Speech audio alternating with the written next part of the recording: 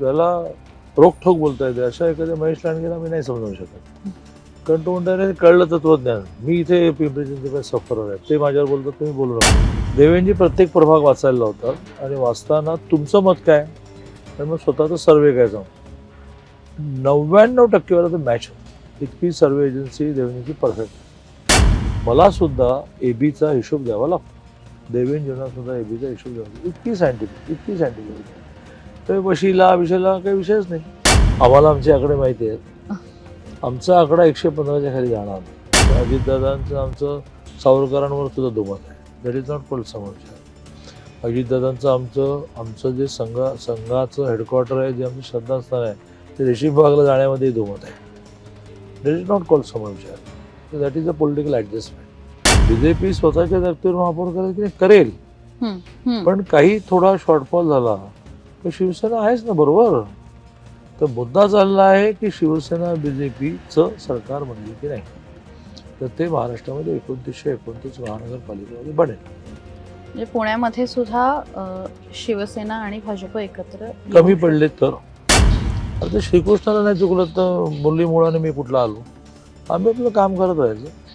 रात्री झोपताना समाधान असलं पाहिजे की आपण काही कोणाला फेवर केलं नाही, म्हणजे बायकोला दिलेलं नाही, माझ्या पोराला दिली. आणि एखाद्याने बंडखोरी केली तर त्याला जसं धडा शिकवेन, तर बायकोने बंड केली तर बायकोला धडा शिकवेन. पक्षनिष्ठांमध्ये विषय काही आहे की नाही. बरोबर मला ढीकभर मिळालं तर अमोल बालवडकर ढीकभर मिळालं आणि नाही मिळालं शांत बसण्याची ऐवजी डायरेक्ट देवेंद्र बोलतात. पुण्यामध्ये सध्या महापालिका निवडणुकांचा अक्षरशः धुराळा उडालेला आहे आणि या धुराळ्यामध्ये काही व्यक्ती हे केंद्रस्थानी आहेत, त्यांच्याशिवाय सध्याच्या घडीला पुण्याचं राजकारण पूर्णच होऊ शकत नाही.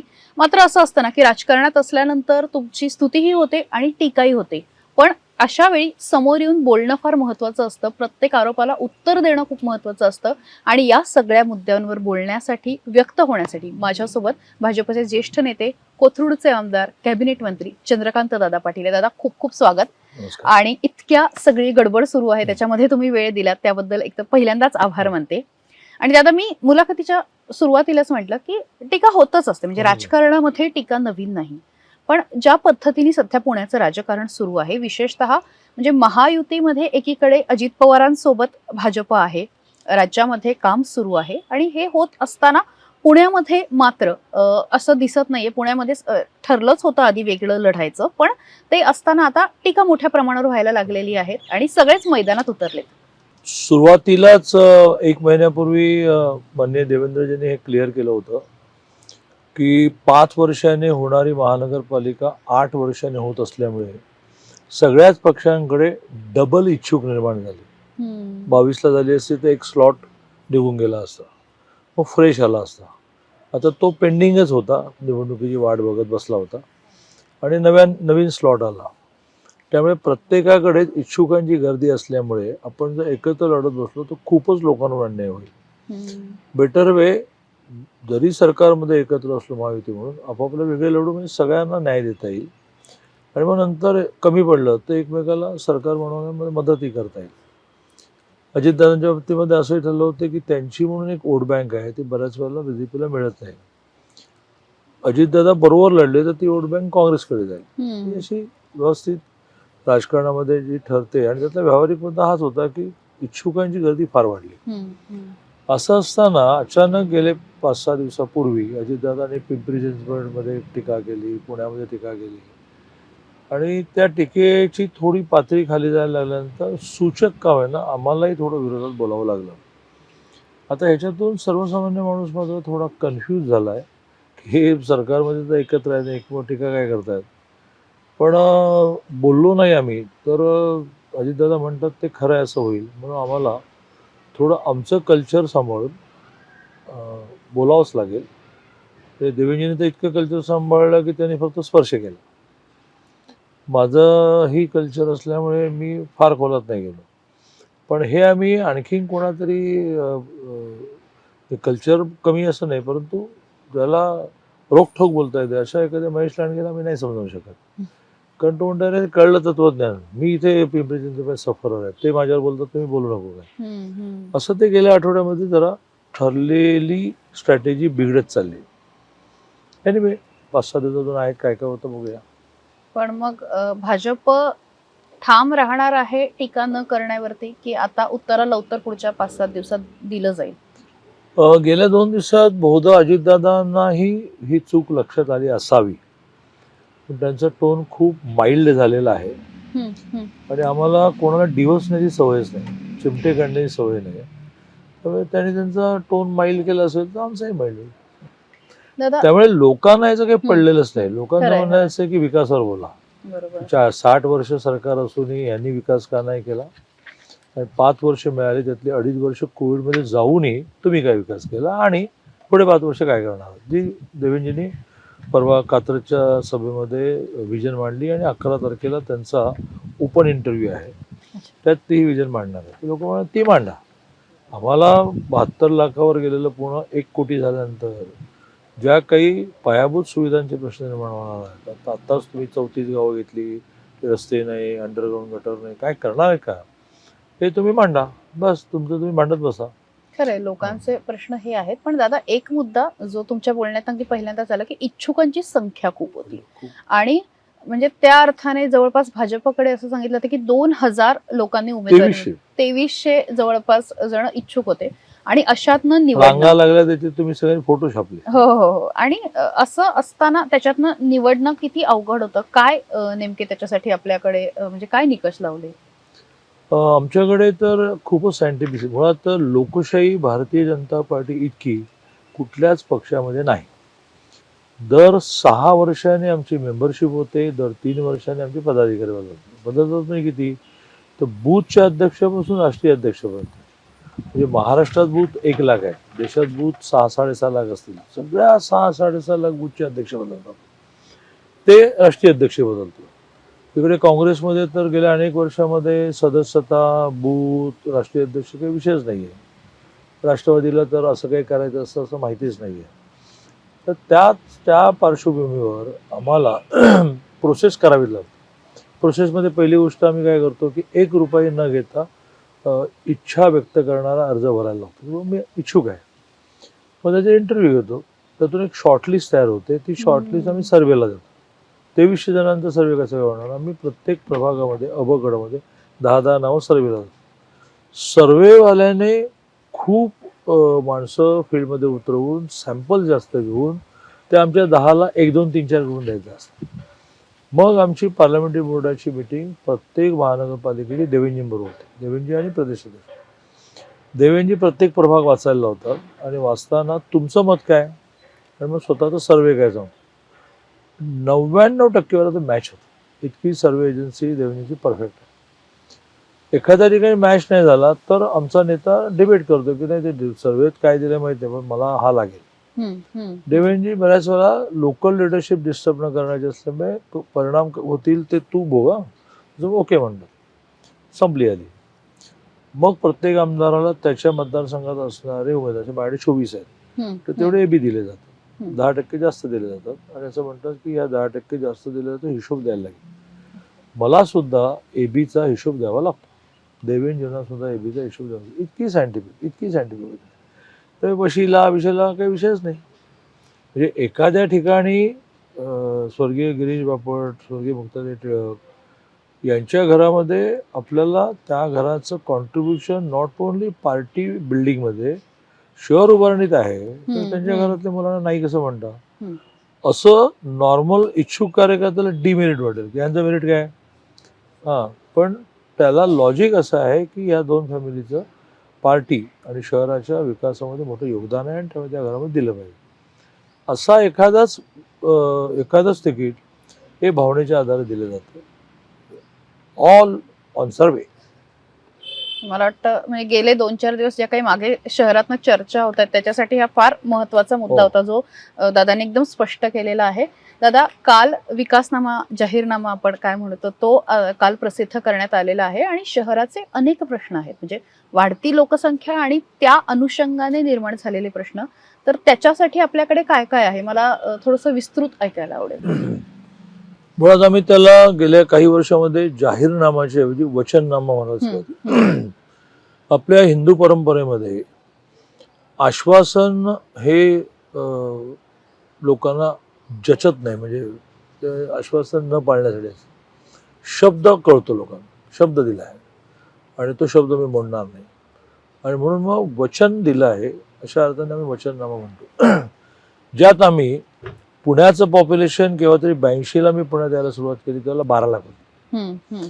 स्वर्गीय अरविंदराव लेलेंचा मुलगा मिलिंद लेले त्याला विद्यार्थी परिषदेचा खूप मोठा ऍक्टिव्हिस्ट होते. सायकलवरून आम्ही फिरायचो पुण्यात कुठेही जायला. आम्हाला कधी रिक्षा, पैसेही नव्हते त्या काळात, स्कूटर त्याचा काही विषयच नाही.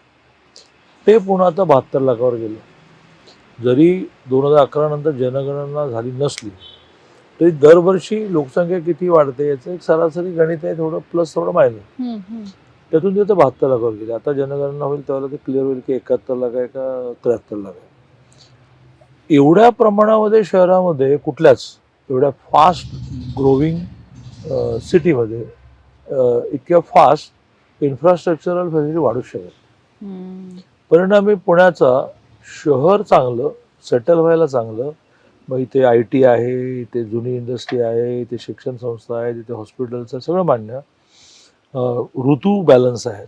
पुण्यातला कुठलाही ऋतू हा एक्स्ट्रीम नसतो. तर लोकांना आवडतं इथे यायला. असं असूनही त्या शहराच्या रस्ते किती रुंद होणार, फ्लायओव्हर किती बांधायचे, पाणी किती उपलब्ध करून द्यायचं, या सगळ्याच्या मर्यादाच आहेत. या मर्यादा लक्षात घेता थोडं पॉप्युलेशन, थोडी महानगरपालिका ही डिस्ट्रीब्यूट करायला लागेल. ऑफिशियल घोषित झाली 36 लाख मतदारांची संख्या या महानगरपालिकेची. तर आज बोलण्याचा विषय नाही, पण केव्हा तरी या महानगरपालिकेत 2 भाग करायला लागतील. केव्हा तरी ह्या महानगरपालिकेला मुंबईसारखं सिडको, नवी मुंबई हे डेव्हलप करायला लागेल, जी आता देवेंद्रजींनी नागपूरलाही घोषित केली. नागपूर जवळ 1000 एकरामध्ये एक नवीन नागपूर वसवण्याचा त्यांचा प्रयत्न आहे. पुणे याचा कधी विचार करणार. म्हाळुंगेची एक TP स्कीम्स 2018 साली देवेंद्रजींनी घोषित केली.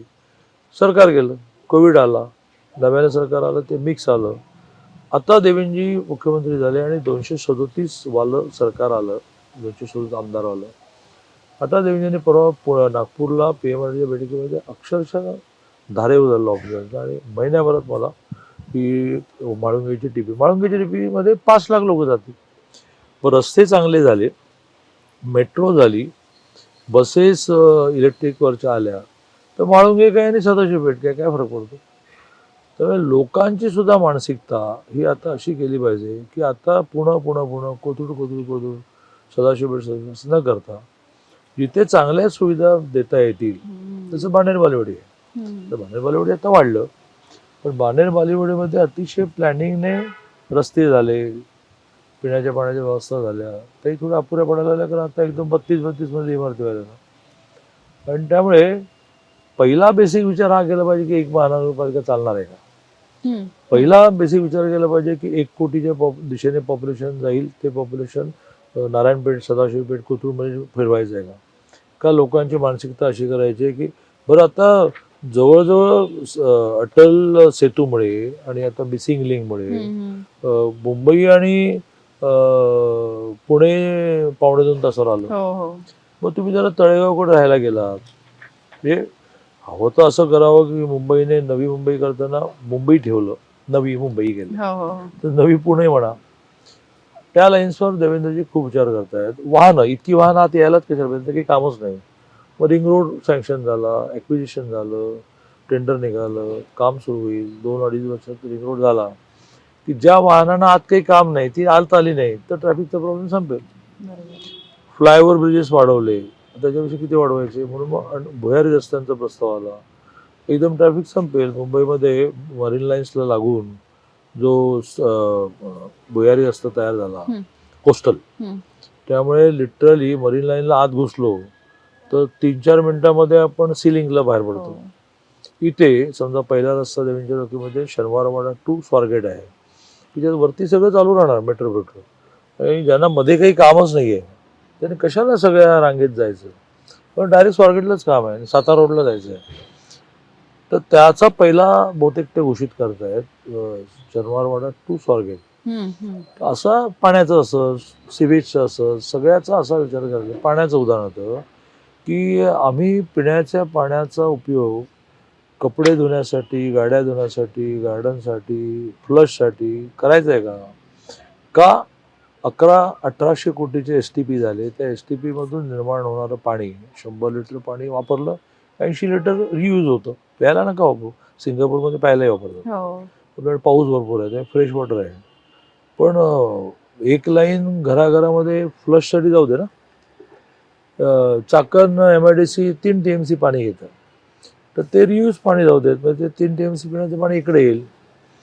ते पाणी नव्याने कुठून निर्माण करणार? एक आपण धरण भामा आसखेड बांधलं, तर पिंपरीतलं एक आणि पुण्यातलं एक, 2 विधानसभा मतदारसंघातल्या 6 लाख पॉप्युलेशनची ताण भागली. आता आणखी किती निर्माण करूया? त्यामुळे वापरलेलं पाणी पुनर्वापर या STPचा कधी काँग्रेस सरकारने विचारच नाही केला. 17 ते 22 विचारही केला आणि पूर्ण होत आले.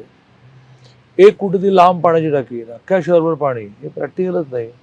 पण 82 टाक्या बांधा हा विचार कोणी केला? तर BJPनेच केला. आता ह्या भागातली टाकी ह्या भागातल्या लोकांनाच पाणी देईल. 24 तास पाणी द्या, किती वापरतो वापरू द्या, मीटर लावा, तर बिल येतं म्हणून लोक सांभाळून वापरतील.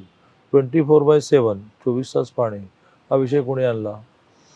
त्यामुळे नदी मुळा मोठा, नदीच्या काठावर आमचं पुणे वसलेलं आहे, पण ती मुळा मोठा शुद्ध व्हायला पाहिजे. त्या शुद्धीकरणाचा कोणी विचार केला आणि त्याचा काठ हा अत्यंत बकाल आहे. त्याची चौपाटी करूया, म्हणजे लोकांना फिरण्यासाठी टुरिझम वाढेल, असा विचार कोणी केला? एक पॅच पूर्ण झाला आहे, तो तुम्ही तुमच्या चॅनलवर दाखवला पाहिजे. इतका अप्रतिम झाला आहे. रोजगारी वाढेल, चौपाटी येईल, मुलांचे खेळ येतील, म्हणजे बकाल झालेले आहेत किनारे. त्यामुळे हा सगळा विचार वचननाम्यामध्ये आम्ही केला. निश्चितच. पण हे सगळं असताना म्हणजे मी जेव्हा वचननामा सगळं वाचलं, तेव्हा महिलांसाठी, लहान मुलांसाठी, ज्येष्ठ नागरिकांसाठी सुद्धा विचार केलेला आहे. म्हणजे एक सुरक्षितता आणि बाकी सुद्धा अनेक मुद्दे आहेत.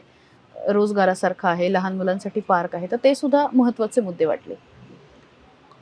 विकास म्हणजे रस्ते, या सुद्धा मानसिकतेतून लोकांना बाहेर पडायला लागेल. ते करायला लागते. बरोबर. विकास म्हणजे माणसाचा विकास.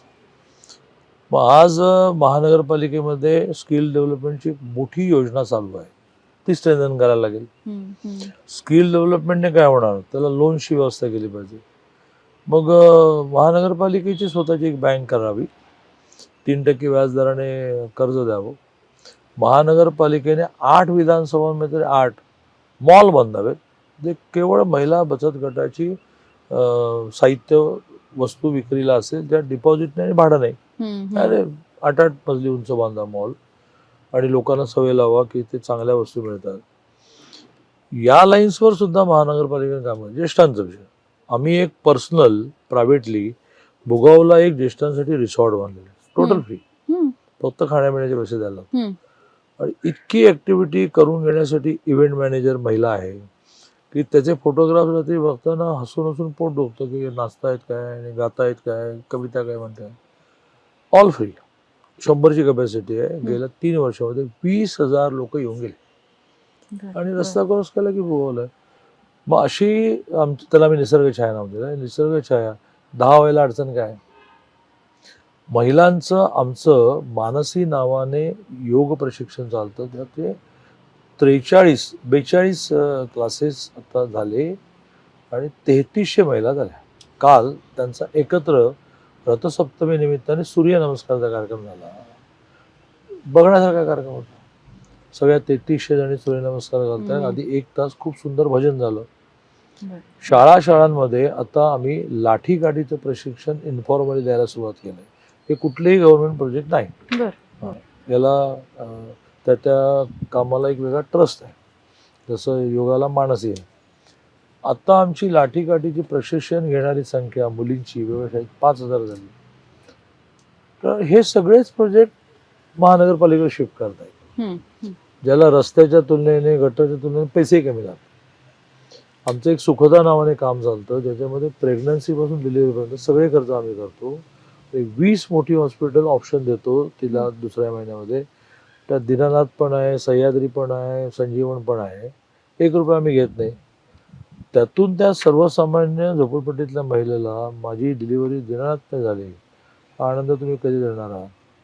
1 महिन्याचं मूल झाल्यानंतर मुलांचं एक वेगळं क्लिनिक आहे, त्याचं चित्र दर गुरुवारचं बघण्यासारखंच असतं. सगळे छोटे छोटे छोटे मुलं आलेले आहेत. 40 नंतर महिलांचे प्रॉब्लेम वाढतात. प्रामुख्याने गर्भाशयाची पिशवी काढावी लागते, त्याला दिनानाथने 1.25 लाख लागतात. तर हेही आम्ही फ्री करू असं आम्ही कधी म्हणणार आहोत? अदरवाईज ती गर्भाशयाची पिशवी काढणार नाही आणि ती कॅन्सरकडे जाईल. तर या लाईन्सवर सुद्धा महानगरपालिकेने विचार करायला पाहिजे की ज्याच्यामध्ये आता एक साधा निर्णय आम्ही महाराष्ट्राचा केला, मला अभिमान आहे की तो माझ्या डिपार्टमेंटचा झाला की मुलींचं शिक्षण आम्ही मोफत केलं. 900 कोटी रुपये लागले. पण यावर्षी मुलींची एनरोलमेंट वाढली, कारण पॉलिटेक्निक, इंजिनिअरिंग, मेडिकलची फी मोठी असते, ती द्यायला परवडत नाही म्हणून भाऊ की बहीण आहेत, भाऊ शकतो, बहीण घरी राहते.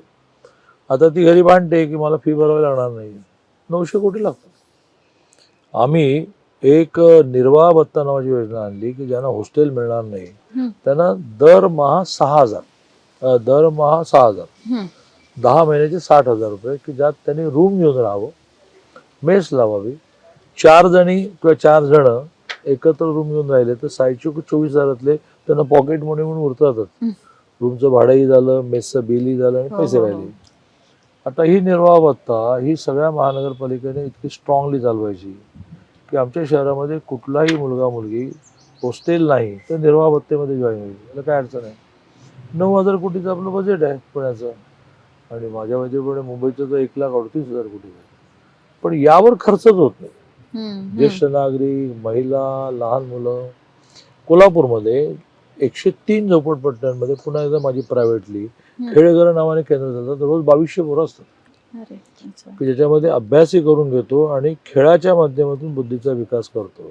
रोज खाणं फ्री असतं, खेळघराची फी नाही. हे सगळ्यांनी म्हणजे ऑलरेडी त्याचं एक मॉड्यूल सरकारचं आहे ज्याला आपण अंगणवाडी म्हणतो, पण इफेक्टिव्ह करायला लागेल ना सगळं. त्यामुळे आमच्या वचननाम्यात आम्ही ह्या सगळ्या गोष्टींचा उल्लेख केला आहे. निश्चितच. आणि हे सगळं पुण्यासाठी महत्वाचं आहेच, पण काल परवापासून एक चर्चा व्हायला लागली की भाजपचा बहुमताचा आकडा जो आहे तो आता कमी होतोय का, किंवा अशी एक जी चर्चा आहे ती व्हायला लागलेली आहे. तर इलेक्शन मधली गिमिक आहेत. आम्हाला आमचे आकडे माहिती आहेत. आमचा आकडा 115च्या खाली जाणार नाही, पण त्याला आम्ही 125 म्हटलं.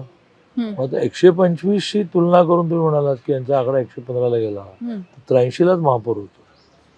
तुम्ही पण मान्य करता की 115, तुम्ही असं म्हणताय की 125 नाही होणार, पण मग किती होईल? 115 होईल.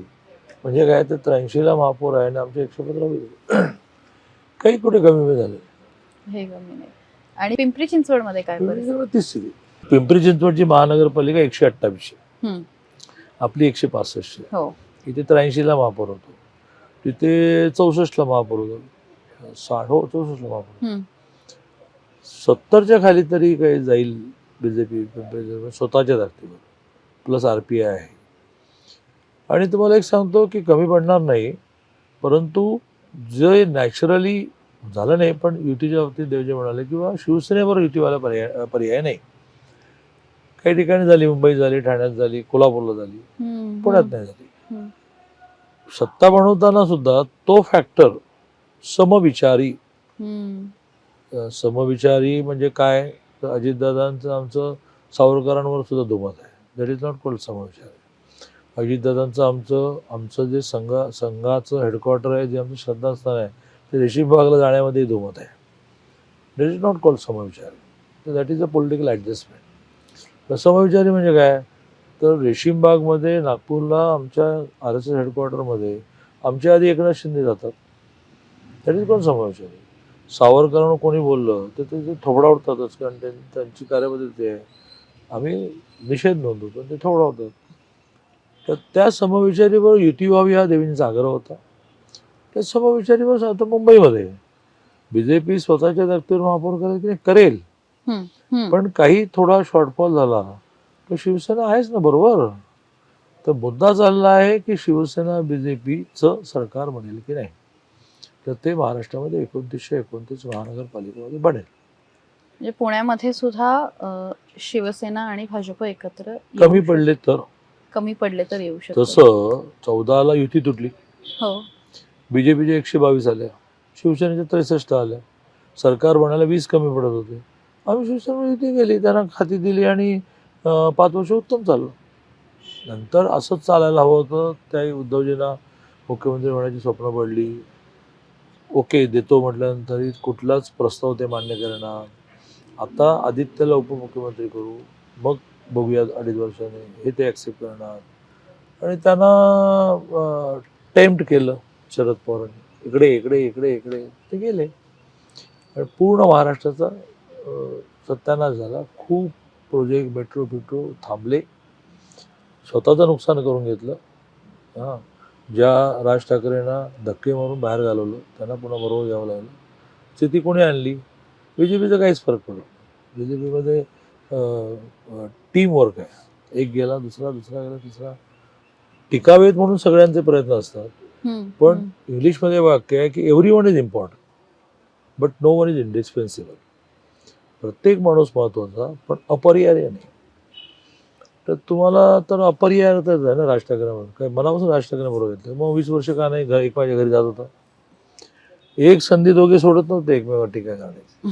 म्हणजे भजी आणि वडे यांच्या साईजपासून बोलले एकमेकाबद्दल. हां, बहिणी म्हणाले ना की ते बाळासाहेब ठाकरेंना वडे आवडायचे, ते एवढीशे छोटे वडे द्यायचे. इथपर्यंत टीका टिप्पणी केली. आता लक्षात आलं की महानगरपालिका मुंबई हरलो तर मग काही राहतच नाही. मग राज ठाकरे हे किती चांगले असं वाटायला लागलं. राजसाहेबांनाही हे लक्षात यायला पाहिजे की या माणसाने आपला अपमान करण्याचं काय ठेवलं. तर मग आता आपण कशाला जायचं. पण हा आमचा विषयच नाही. दादा आता हे सगळं एका बाजूने सुरूच राहणार आहे, पण सगळ्यात महत्त्वाचा मुद्दा की आता तुम्ही म्हणाला तसं वचननामा दिलेला आहे आणि 5 वर्ष 17 म्हणजे महापालिकेवरती भाजपची सत्ता होतीच. पण पूर्वी काय 2.5 झालं? वर्ष होती. कोविड आलं. कोविडमुळे 2.5 वर्ष होती. पण पूर्वी काय झालं म्हणजे पूर्वीच्या कामांबद्दल पुणे शहराचा ज्या वेगाने विकास होणं अपेक्षित होतं. मी हा प्रश्न खरं तर महायुती आहे म्हणून घेणार नव्हते, पण आता समोरासमोरच आहे त्यामुळे विचारते की अजित पवारांच्या राष्ट्रवादीने काय करणं अपेक्षित होतं असं तुम्हाला वाटतं की जे झालं नाही? नाही, अजित पवारांच्या राष्ट्रवादीने सरकार होतं याचा फायदा घेऊन, याचा उपयोग करून शहराच्या वाढत्या लोकसंख्येला काय काय लागेल याचा विचार करायला पाहिजे होता. उदाहरणार्थ रस्ते रुंदीकरण आता शक्य आहे का? नाही. त्यावेळेस ते करायला पाहिजे होतं. 6 मीटर 9 मीटर 9 पेक्षा आधी काय नाही आलं. हां, SRA ही इफेक्टिव्ह करणं. SRAची कन्सेप्ट मांडली स्वर्गीय बाळासाहेब ठाकरे. स्वर्गीय बाळासाहेब ठाकरे एक अद्भुतच दृष्टी असणारे गृहस्थ होते. त्यांनी झुणका भाकर आणली, त्यांनी मोफत चष्मे आणले. म्हणजे काय म्हणजे आपण कल्पनाही करू शकत. तसं SRA त्यांनी आणली, ती तुम्ही मारून टाकली SRA. तेव्हा ना महाराष्ट्रामध्ये एकही झोपडपट्टी राहिली नाही. असं असायला काय अडचण होती. पुण्यामध्ये 40%च्या वर झोपडपट्टी, 6,000 हजार झोपड्या कशा काय वाढल्या, का नाही नियम केले, काय ना मॉनिटरिंग केलं. अक्षरशः सरकारी भूखंड लोकांनी खाऊन टाकले. धंदा झाला लोकांचा. बोलून बोलून लोक घर बांधायला लावतात की इथे तू झोपडी बांध की 5 वर्षाने ती रेग्युलराईज करायला लावतो.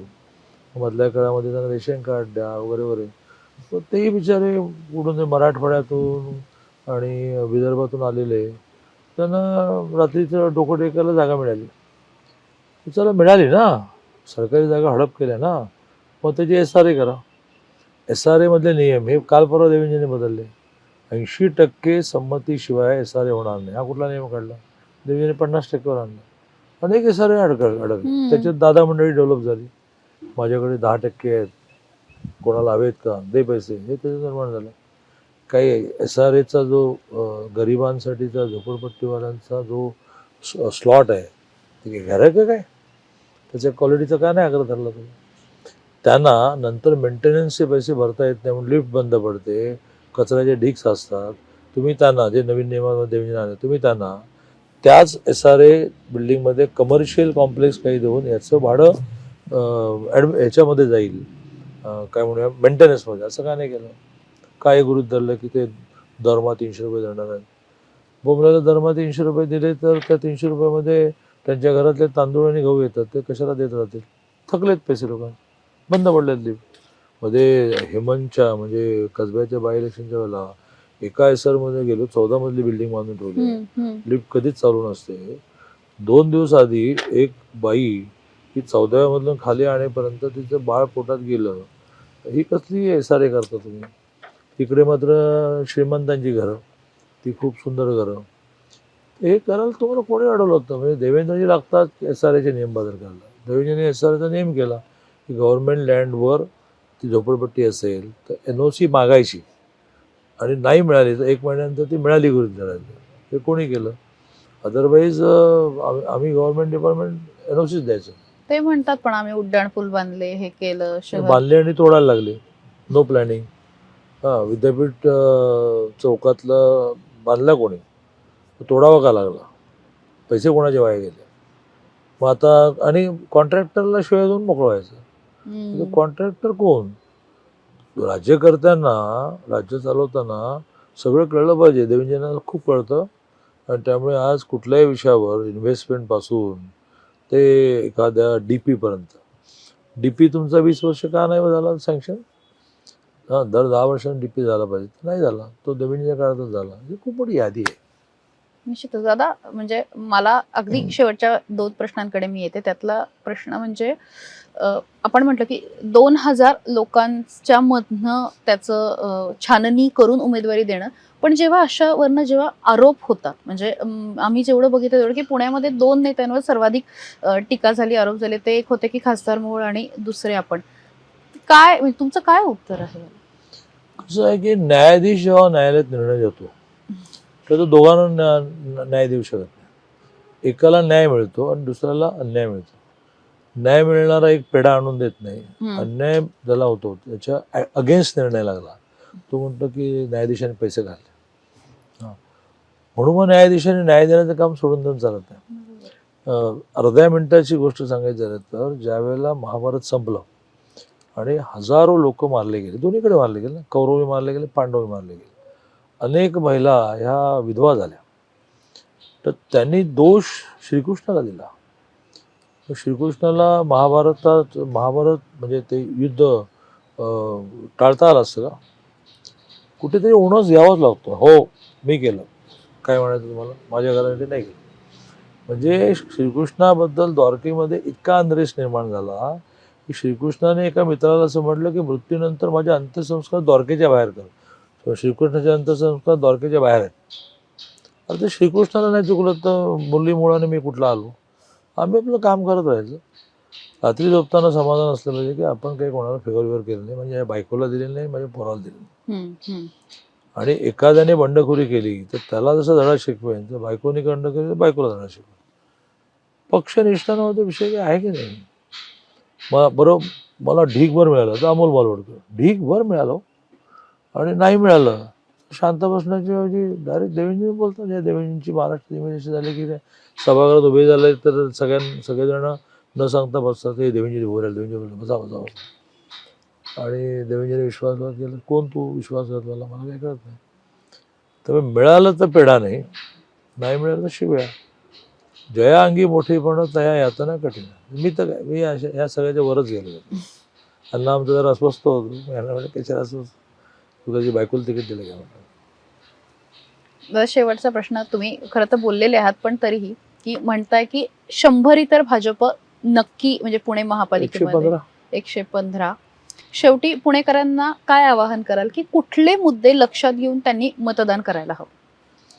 मी आवाहन असं करेन की ज्या पक्षाला मतदान केल्यामुळे पुण्याचा विकास होईल असा तुम्हाला विश्वास वाटेल. सोपं वाक्य असं की ज्यांचं सरकार दिल्लीमध्ये आहे, राज्यामध्ये आहे, तेच विकासासाठी निधी खेचून आणू शकतात. 11,000 कोटीची मेट्रो ही सोपं नव्हतं. आता आज नवीनच शोध लावला अजितदादांनी की मनमोहन सिंगाच्या काळात सँक्शन तर 2001ला झालं आहे, तर मनमोहन सिंग पण नव्हते. सुरू झाली 2017ला. त्याचे सगळे हर्डल्स संपवले, अडथळे संपवले देवेंद्रजींनी, वरती मोदीजी असल्यामुळे. तर क्रिस्टल क्लिअर केंद्रात राज्यात ज्यांचं सरकार आहे त्यांचं सरकार पुण्यात आलं तर विकास केवळ पुण्याच्या टॅक्सेसवर नाही होणार ना. 9,000 कोटीचं बजेट आहे, तर ते 4,500 कोटी पगारावरच जातात, पेन्शनवर जातात, काही प्रमाणामध्ये काही कर्ज घेतले असेल तर व्याजावर जातात आणि त्या उरलेल्या पैशामध्ये विकास होत नाही. कारण एक मेट्रोच 11,000 कोटीची असते, एक 11 STP 1,800 कोटीची असतात, 24/7 900 कोटीची असते आणि त्यामुळे केंद्राची राज्याची मदत मिळाल्याशिवाय विकास नाही. मग केंद्राने आणि राज्याने कोणाचंही गव्हर्नमेंट असो द्यायला लागेल असं करून करताच येत नाही ना. कोण आहेत, इम्प्लिमेंट करणार की नाही याच्यावर करून पाहिजे. शेवटी शेजारच्या घरातल्या मुलीलाही फ्रॉक घेतला पाहिजे तर तो माझ्या घरातल्या मुलीला मी चांगला घेणार आणि घेणारच नाही, पण घ्यायचा असेल तर तो कमी क्वालिटीचा घेणार. हा शुद्ध मानवी स्वभाव आहे. असं कसं केंद्रातल्या सरकारने आमचं सरकार द्यायलाच पाहिजे. अजित दादा असं म्हणतायत की मला सरकार द्या, विकासाला पैसे मी केंद्रात आणून देतो. कोण देणार तुम्हाला? देवेंद्रजींनी सांगितलं की नाही बा आम्हाला आमचं सरकार बनवता आलं नाही. लोकांच्या योजनांसाठी पैसे लागतात ते मान्य आहे, परंतु शेवटी हा जो मी आता त्या शेजारच्या घरातल्या मुलीचा फ्रॉक नावाचं उदाहरण दिलं ते मानवी स्वभाव म्हणून राहणार की नाही राहणार? का आम्ही साधू संन्यासी आहोत ते मला काही कळतच नाही.